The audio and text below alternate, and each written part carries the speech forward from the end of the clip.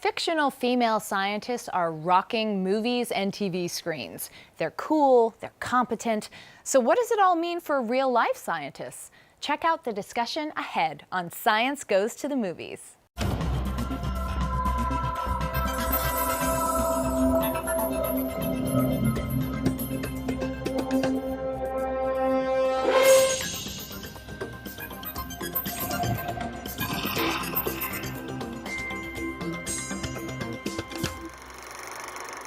Welcome to Science Goes to the Movies, a look at the stories of science and how they change our culture.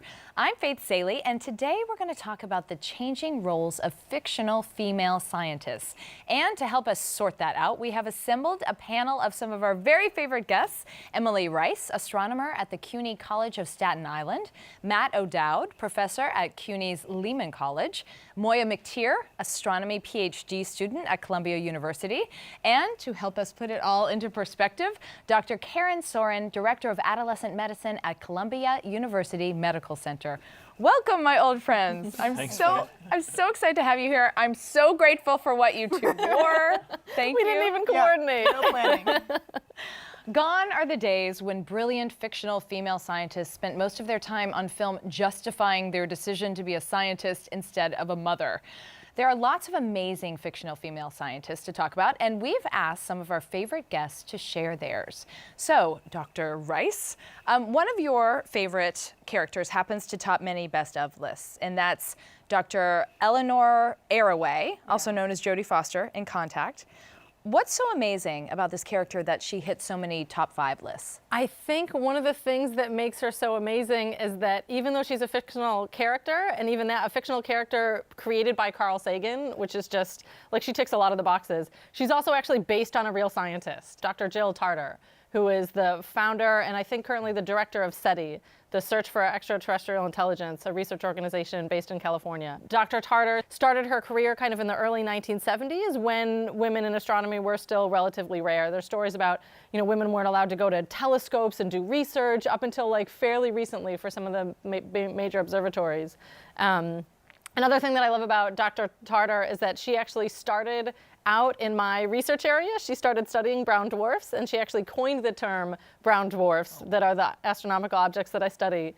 And then I watched an interview with her once, and she said, and then I wanted to do something important, so I started to look at life in other planets, or this idea of searching for Earth-like planets and searching for potentially habitable planets, which in the 1970s was a very, very new field, and has really kind of picked up steam a lot recently. But so the fact that this fictional character is so kind of well-rounded and compelling in the movie, but also based on a real person, I think strikes a nerve with a lot of female astronomers especially. Does this character resonate with you all as well? Do you know Dr. Arroway from Contact? Of course. Of course. I'm so sorry, what an offensive question. Tell us more about her. What's compelling about her? She's a scientist first.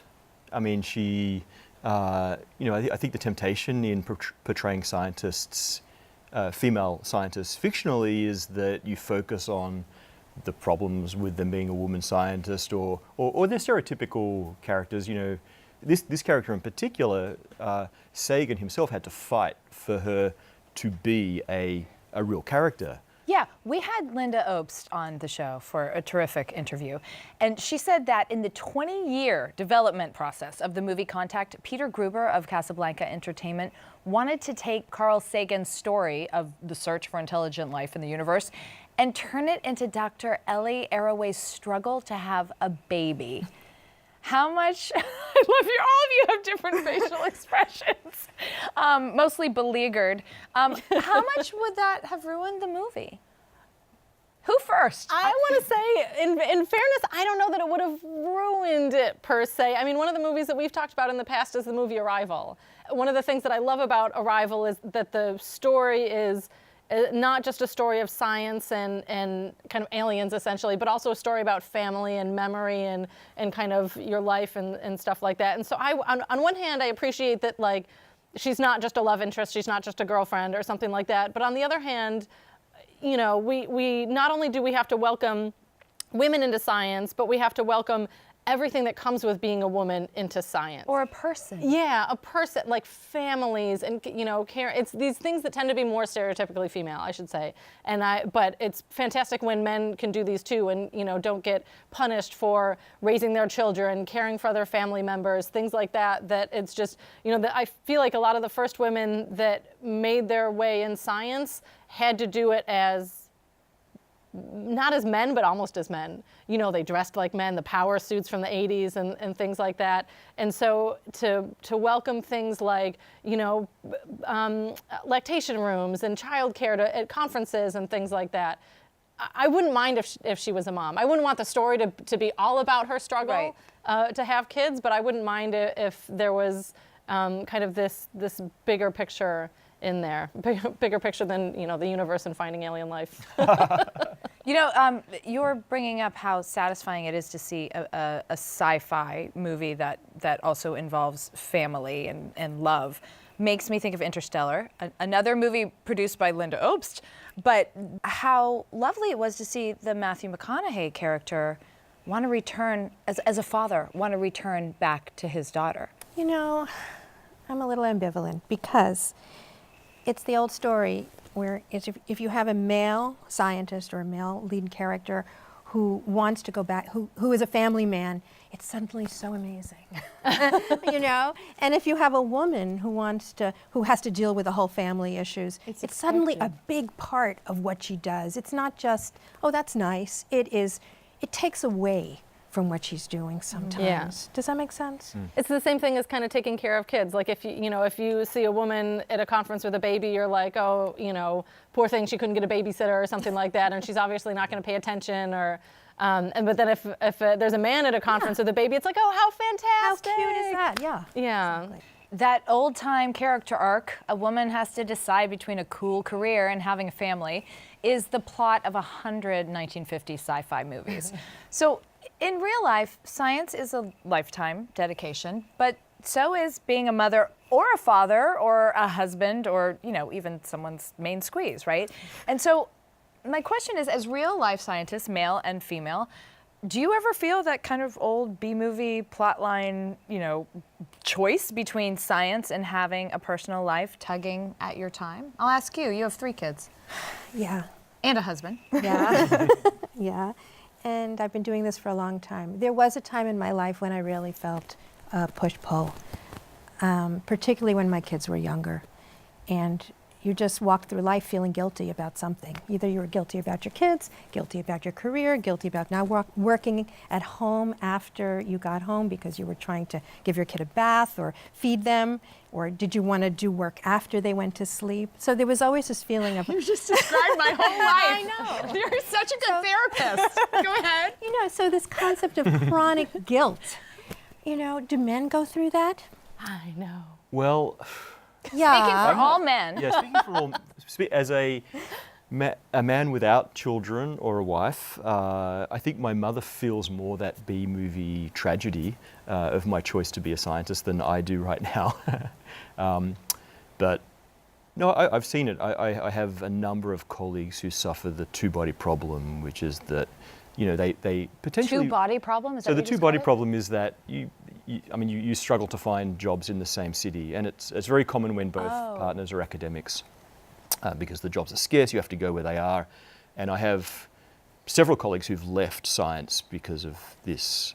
It's very common, and I have. Wait, so you have colleagues who have left science because of this two-body problem, Because- right? Who left, a man or the woman? Oh, in a couple of cases, the man, Okay, and that's progress, I Yeah. guess. yeah.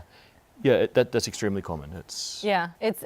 I feel You have like a it's- baby. Oh, well, he's 15 months old. Yeah, So how- he's a toddler now with Yeah. all the bumps and bruises. But it's definitely like, how did I have so much free time before?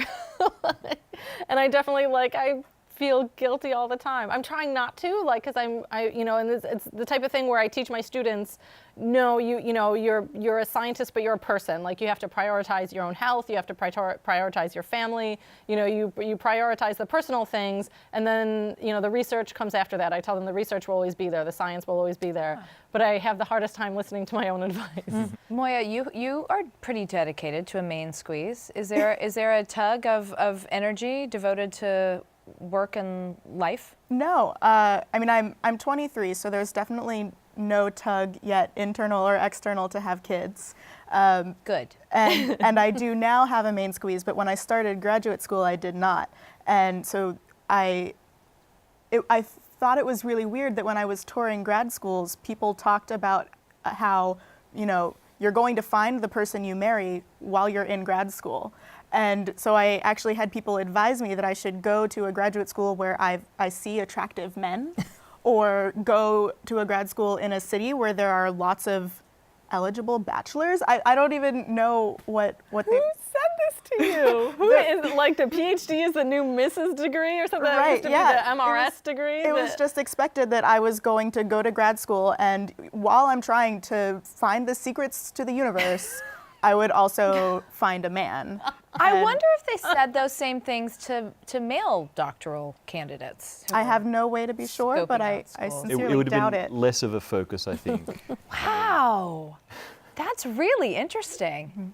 Well, Moiya, your number 1 and 2 picks for favorite female fictional scientists were Samantha Carter, the theoretical astrophysicist from Yes. Stargate SG-1, Exactly. and B'Elanna Torres, the engineer from Star Trek Voyager. Why those 2 women? I like them for very different reasons. Samantha Carter is the reason I ever knew theoretical astrophysics was a field, even though in Stargate she rarely does much astrophysics. She's mostly a military person, a military officer, but still she introduced me to this field. And it was nice to see a strong female character. With B'Elanna Torres, I really appreciated her character, her presence as a main character, because she is a biracial woman. I mean, it's Star Trek, and so she's half Klingon, half human, but in typical fashion, Star Trek's different species are very thinly veiled caricatures of human races. And so she's a half black woman, and I had never seen that before in a scientific role. But she also found her role as an engineer in kind of a non-traditional way. She dropped out of Starfleet when she was young. She joined this kind of rebel cause, and then found her way kind of circuitously to being a lead engineer on a Starfleet vessel. And that's something I really appreciated. I have to say, I also totally relate to her huge forehead. And one time on Twitter, someone wanted to really crush me and was sent me a picture of a Klingon saying you look like this, and I was like, that's a compliment. Thank you. I will take being compared to any Star Trek character any day. Have your next Halloween costume. Yeah, exactly. No, they have my next Halloween costume. Dr. Soren, I understand that you consulted your daughters, or one of your daughters, to come up with your list. And at the top of your favorite fictional female scientist is Melinda Warner from Law and Order SVU. SVU, yes. Why? So my whole family, we are Law and Order SVU junkies. Gotta tell you. But if she's the medical examiner, and she's critical for basically every case that she's involved in. She is smart, professional, cool under pressure. And she's a woman, but it doesn't take over what she's really doing. Yeah, she is really admirable. She's utterly professional. I love that about her. And, yeah, and she has a family, but it's not the main part of what she does. What do you think watching Law and Order with your kids has meant to them? It's really in interesting. terms of role models. Yeah, well, so my youngest wrote her Harvard essay. They asked for a female role model mentor, and she put Olivia Benson. Not Her mom. from Law and Order SVU. Oh my gosh. Who is that star of Law and Order SVU. I have to tell you, I am pretending to be deeply hurt that none of you picked my Star Trek character, Serena Douglas. Although I'm not sure if I was technically a scientist. And yes, I do recognize that her 2-episode arc is not central to the Star Trek universe in Deep Space Nine. But in light of the current discussions on sexual harassment, I do want to give kudos to the actions of Dr. Julian Bashir, played by the fabulous actor Alexander Siddig. You may also know him from Game of Thrones. Dr. Bashir thought Serena Douglas was the woman for him, naturally. And she was, in many ways, beholden to Dr. Bashir for saving her mind. But the writers made it very clear that although Dr. Bashir had the hots for Serena, Serena Douglas was not required to reciprocate his affections just because A, he wanted her, and B, she owed him. That Star Trek episode was oh my God, I used to be young, was a great modeling of appropriate male behavior. And I will also say, it was interesting, we have a kissing scene in one of these episodes, and they called me back a month later to reshoot just the kissing scene because in editing, the producers had thought he looked too predatory.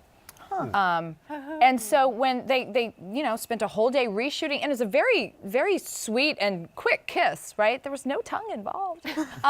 But they, set up the whole shoot again just to retake the kissing scene, so that it was very gentle and interesting the lengths they went to make sure he didn't seem predatory. We've heard a lot about sexism in Hollywood, but academia has a very similar structure, right? There's not enough jobs for everyone who wants them. There's a subjective screening processes at work, entrenched male power figures. So let's talk about sexism in academia, or science specifically. You're all in different points in your career from slightly different generations. Does any of you feel like it's an issue? I have seen such amazing strides in the time that I have been working. When I was training, you have no idea how many hey babies there were. From colleagues, from professors, from patients, everywhere I went, it was hey baby, that kind of thing. That stuff, you don't hear it anymore. And, there is a way to go. A lot of the people in power are men, even in fields which are predominantly female. But I still think that we've made enormous strides. What about you? You were talking about women who scientists who weren't allowed to look in telescopes. In the 70s. Yeah, they weren't allowed to visit the observatories because the observatories only had dormitories for men, maybe up until I want to say the 70s. At some places, and so some of it was very entrenched like that, but a lot of it was still in the culture. And you have to depend on your advisor, and it is very kind of subjective as you go from level to level. And so there's a lot of opportunity for people to be harassed and to be abused. And there's some very famous cases, even within astronomy, that have happened of, people whose names have been on shortlists for Nobel Prizes to be booted from their tenured positions because it finally came to light that they were abusing their positions of power for years. This is happening. This has happened. Although sometimes they are not booted from their tenure positions. Yeah, sometimes it takes a little while, but kind of one of the things that we say is that sunlight is one of the best cleansers, where finally these things are coming to light, where instead of just being like Title IX cases behind closed doors where some censure might happen but nobody really knows about it, but maybe there's a whisper network of avoid this person. Now it's coming to light and we don't have to whisper about it anymore. Moiya, you're the youngest person here. I'm hoping you're going to tell me, no, there's no sexism. What are you talking? What are you old people talking about?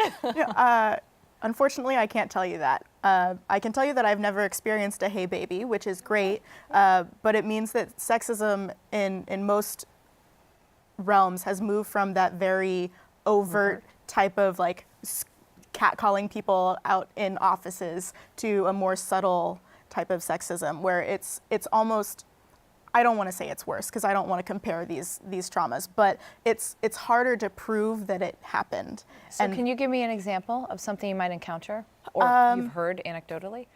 Things like being totally ignored in research meetings. For most women, they're going to be the only woman in a research group, and then to be talked over by other male graduate students or by their research advisor, to not be taken as seriously by their research advisor. So, women are brilliant. Women, we have good ideas too, and when we take them to our advisors, sometimes we get shot down. Because your advisors are almost invariably men? Right. I think I've worked with one female advisor in my entire career as an astronomer.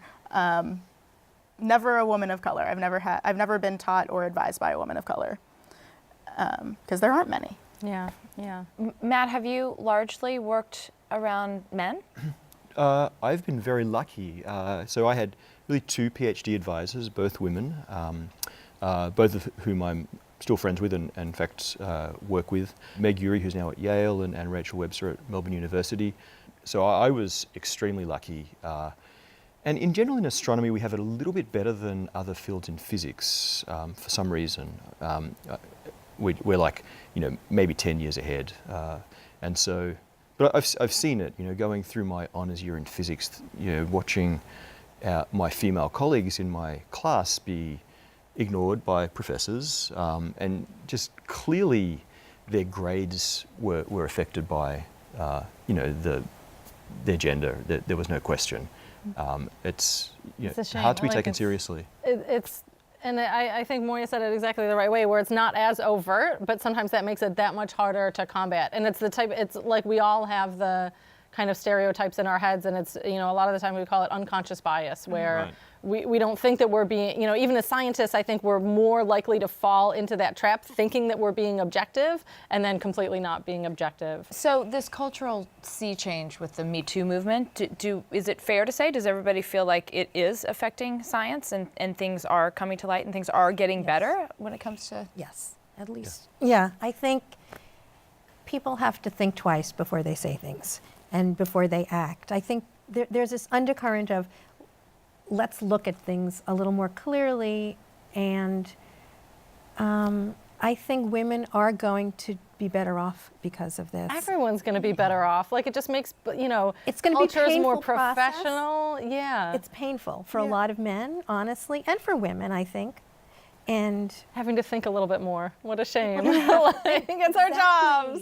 That's what it gets me. Is sometimes, people think, we're being too sensitive, or, we're going too far, we're ruining careers or something like that. But how many careers have been ruined, or aborted?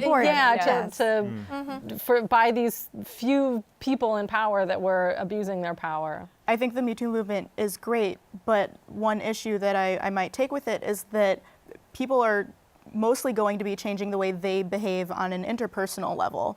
And so male advisors will change the way they interact with their female advisees, but I think it's going to take more to make things happen on an institutional, structural level. Like, what we really need is changes at a level where we're not going to have these power structures where most advisors are white men, and that doesn't match the demographics of their students. Or we need to change the way that we do graduate admissions or faculty hiring, but that's not something that the Me Too movement itself is going to But do you think that's just a generational thing? Like, there's this transitional period where we have all these old dudes who are still alive and not retired, and we're just waiting. I mean, is it a matter of time? But the systems, They're still young dudes.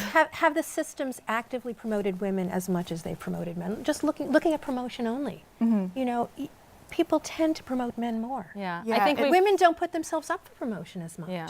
Or they drop out when they get pregnant and say, I'll come back in 5 years when my kid's in kindergarten. Right. Or they choose. They say, okay, I don't care that much if I'm promoted. Men would tend not to say that. Yeah. So I think we have to see this on a systemic level. I agree with Exactly. you completely. Yeah, it's not just a matter of time. I don't think we need to actually change the way we do things. Let's talk a little bit about younger generations. Moiya, your list of favorite fictional female scientists also had Ms. Frizzle from the Magic School Bus, and you are demonstrating a Ms. Frizzle outfit. What do we love, Moiya, about Ms. Frizzle, besides obviously what she wears? Right. She's so quirky and so lovable because of that. I think it's easy to see scientists as kind of rigid, robotic characters who don't have their own personalities, but obviously Miss Frizzle has a huge personality. And also, we hear that Magic School Bus is being remade, live action, and I think it's great that a masterful comedian, Kate McKinnon, is going to play Miss Frizzle. I'm so excited. I don't think you could cast it better. Yeah, no. From Ghostbuster to Miss Frizzle, like that's a lot of scientists in there. That's awesome. So what do y'all think these significant fictional female scientists mean for kids? Karen, I'll start with you because you work with teenagers. How important is this to their development? Well, I think what kids see on TV really matters. I find that a lot of the kids that when I ask them what they want to be, the girls, they say they want to be forensic psychologists, for medical examiners, those kind of things, because that's what they're watching on TV. And they see that it's possible, that there are women doing this, and it looks exciting. So I think that kids are actually looking at this and saying, this is something I can do. When I was growing up, if a girl liked science, she became a doctor. And that's one of the reasons I became a doctor, was because I was good at science, I enjoyed science, I thought it was really interesting, but there weren't a whole lot of other options. Do you think you might have become a different kind of scientist if you were exposed to more? Nah, I would have done it better. That's a great thing to say. I like what I do. Speaking very selfishly, I want my women friends and colleagues to have all the opportunities, but I've seen a few departments, academic departments, and the ones that are dominated by the old boy network remind me like nothing but those 4 years in an all boys high school where it was like tooth and nail on the playground, and it was just there's this like desocializing Lord of the effect. Flies. Yeah, and you know, I hear sort of similar stories about all girls schools, the rampant bullying and stuff. I think we socialize each other. Those departments where, you know, people gave a damn about this stuff were just great places. So, you know, it's, for me and for all men, I think it's win-win. Tragically, this is all we have time for, but I want to thank you. I think you're my 4 favorite real-life scientists. All right here. Thank you all so much. Thank you. Thanks for having us. Be sure to check out our Science Goes to the Movies Facebook page for web-only clips and to keep up with everything related to Science Goes to the Movies all in one place. And if you want to watch past episodes, check us out at www.cuny.tv under the Science tab, or try out our new YouTube channel where you'll find lots of science and movies.